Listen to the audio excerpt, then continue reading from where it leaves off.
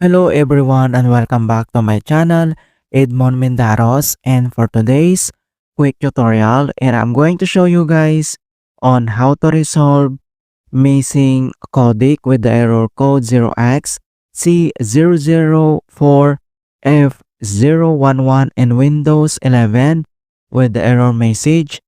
Choose something else to play. This item is in a format we don't support 0xC004F011. So this error 0xC004F011 in Windows mostly appears while trying to play some type of audio or video.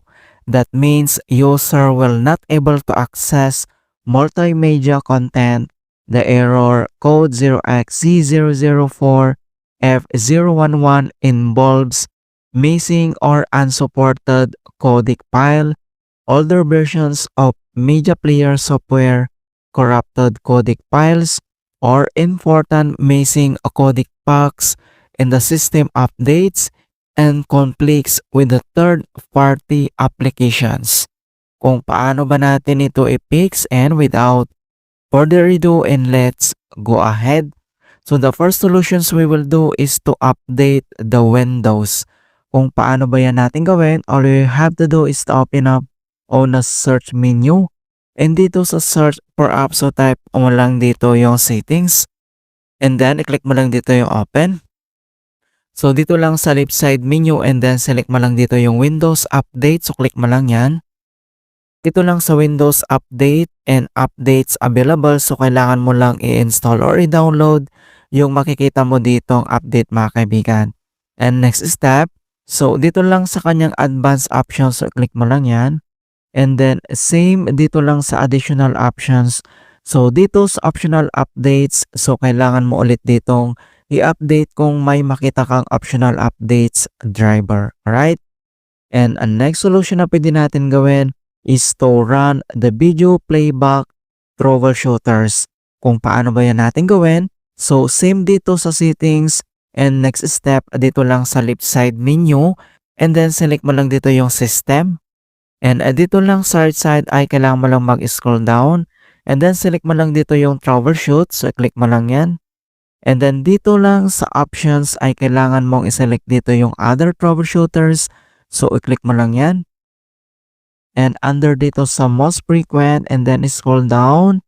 And then dito lang sa other, and then kailangan mo lang i-select dito yung video playback. Okay? So dito lang sa right side makikita mo dito yung run. So kailangan mo lang i-click yan. And wait natin. And then madadirect tayo dito sa help and support.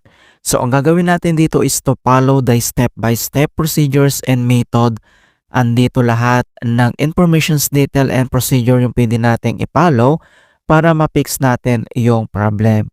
Okay, so after dito, kapag nagawa mo na, and other solution na pwede natin gawin is to reinstall audio or video drivers. So all you have to do is to open up again on a search menu.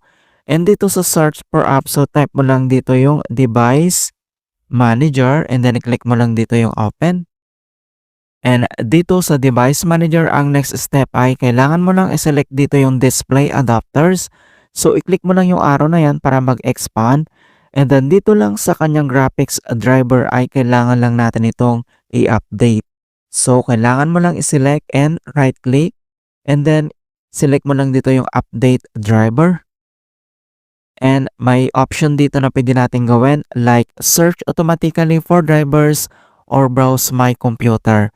So select ka lang dito sa dalawa, and then i-tap mo lang tong search automatically, and wait natin.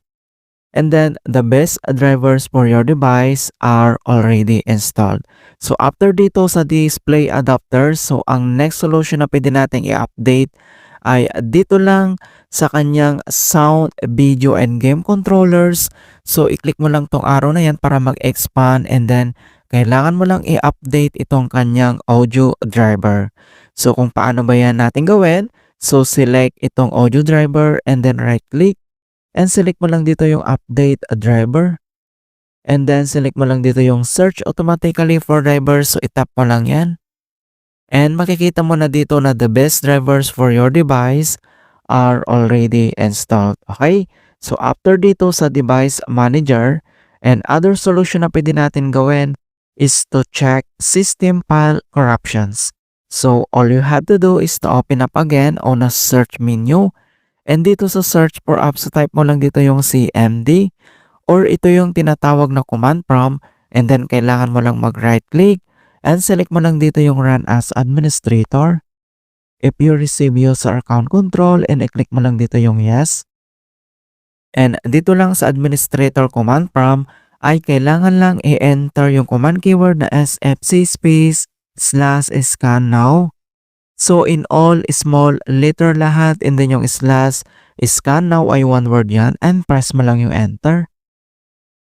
And beginning system scan, this process will take some time.